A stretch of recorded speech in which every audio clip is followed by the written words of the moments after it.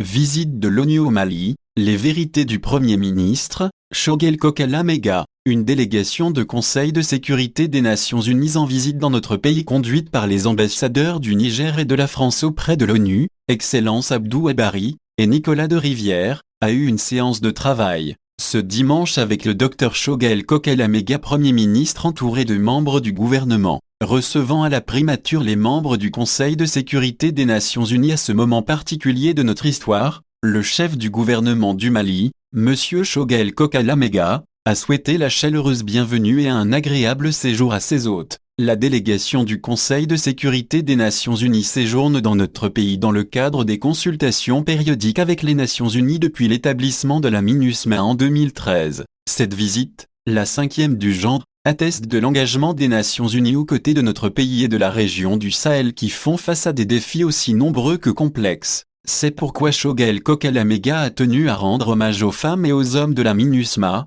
à leur dire sa haute appréciation du travail du représentant spécial du secrétaire général, chef de la MINUSMA et de son équipe, mais surtout de s'incliner pieusement devant la mémoire de toutes les victimes, civiles et militaires, maliennes comme étrangères, de la crise multidimensionnelle qui affecte notre pays depuis 2012. Le Premier ministre a dit dans ses propos introductifs que la visite des membres du Conseil de sécurité de l'ONU intervient à un moment crucial de la vie de notre nation, marqué depuis 4 mois par la rectification de la trajectoire de la transition, intervenue le 24 mai 2021. Son gouvernement, investi le 11 juin 2021 de la confiance du président de la transition, son Excellence le colonel Assimi Goïta, a été installé dans un contexte où la crispation politique, les grognes sociales et les difficultés économiques faisaient peser de graves hypothèques sur la stabilité du pays et sur la cohésion nationale. De toutes ces menaces, Choguel Kokala Maïga a dit à ses hôtes que celles liées à la sécurité constituaient et continuent encore de représenter le plus grand péril pour les fondements de notre État et pour l'existence même de notre nation.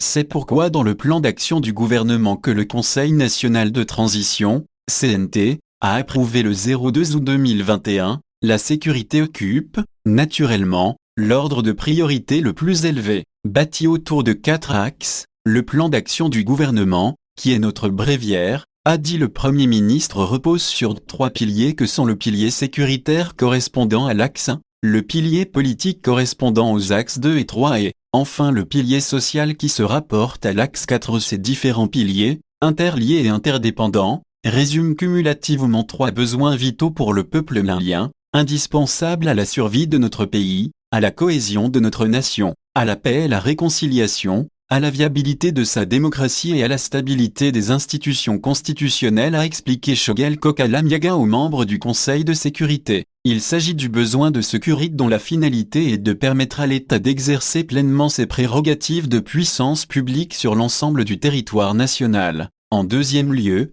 du besoin de justice afin de lutter contre l'impunité et la corruption, deux phénomènes à la base du délitement de l'État. Enfin, du besoin de réforme, voire de refondation. En effet, les réformes politiques et institutionnelles et la refondation de notre État sont à la fois une quête vieille de plus de 20 ans et une aspiration profonde de notre peuple, aspiration à la base de l'insurrection populaire ayant conduit au changement de régime le 18 août 2020. Choguel Kokala Maïga a expliqué à ses hôtes la situation de la transition politique en cours qui est le fruit de cette aspiration populaire. Cette transition politique n'aura de sens, in fine, au-delà des questions électorales, que si elle s'attaque de front aux insuffisances politiques et institutionnelles, révélées par la pratique démocratique des 30 dernières années, pratique marquée par des déficiences graves à la base de la défiance des citoyens dans les institutions publiques, des ruptures politiques violentes et de l'instabilité chronique. Le Premier ministre de rappeler aux augustes membres de la délégation onusienne l'exhortation faite à notre pays en 2018 par la CEDEAO sur ce sujet,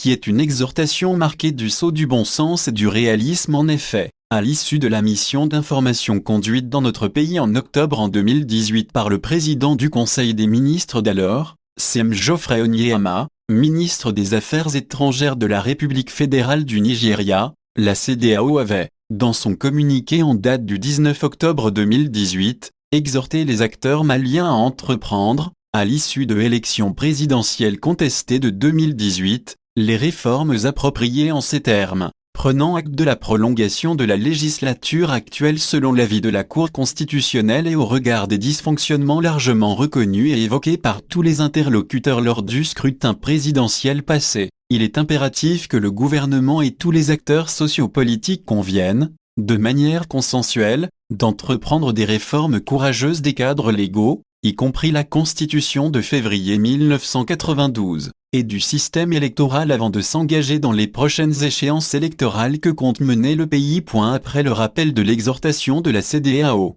le chef du gouvernement a dit aux membres du Conseil de sécurité des Nations Unies que la crise politique née des élections législatives de mars et avril 2020 avait deux dénominateurs communs. Le premier dénominateur est la dimension sécuritaire. La sécurité est la colonne vertébrale de l'État sans laquelle la puissance publique n'est pas légitime et la démocratie ne saurait être viable. Une des illustrations du déficit de sécurité a été l'enlèvement de l'ancien chef de file de l'opposition politique, Feu Soumaïla Ciss, paix à son âme, alors en campagne dans sa circonscription électorale de Niafinké pour les élections législatives. Il fut retenu en captivité pendant plusieurs mois par des groupes terroristes avant d'être libéré, a rappelé le Premier ministre. Ce douloureux épisode met en lumière le lien indissociable entre sécurité, démocratie et droits de l'homme, a dit Shogel Kokalamega. Comment, en effet, battre campagne dans des contrées affectées par l'insécurité, assurer la pleine participation des citoyens terrorisés dans le débat politique et garantir le libre exercice de leur suffrage.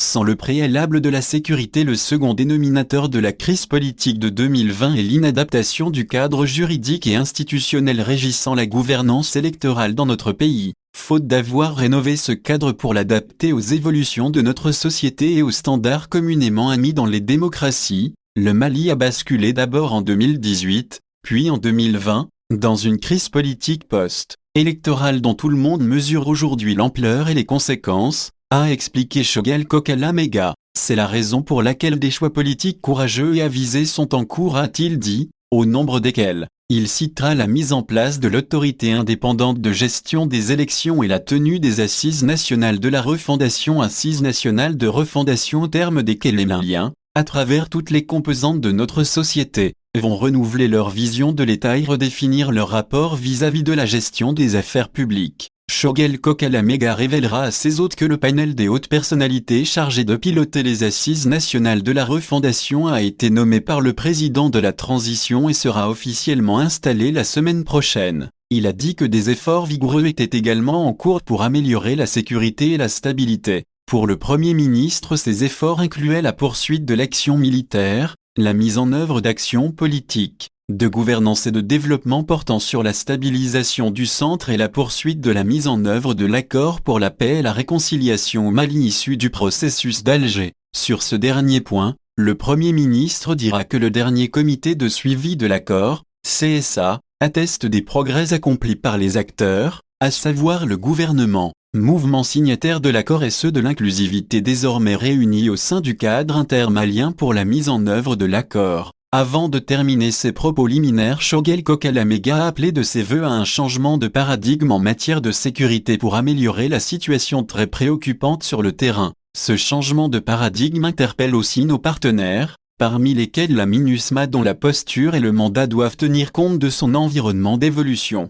Le Premier ministre a, au nom du Mali, du président de la transition, le colonel Assimi Goïta, de son gouvernement et du peuple, exprimé aux membres du Conseil de sécurité sa reconnaissance profonde pour l'assistance précieuse et la solidarité agissante de la communauté internationale. Le gouvernement qu'il dirige est déterminé à relever les défis pour répondre à la profonde aspiration au changement de notre peuple et pour mériter la confiance des amis qui ont accouru au chevet de notre pays. Le Premier ministre exhorte le Conseil de sécurité, ainsi que tous nos partenaires bilatéraux et multilatéraux à apporter leur soutien à la réussite de la transition et à continuer à avoir une lecture réaliste et lucide des défis complexes auxquels le pays est confronté.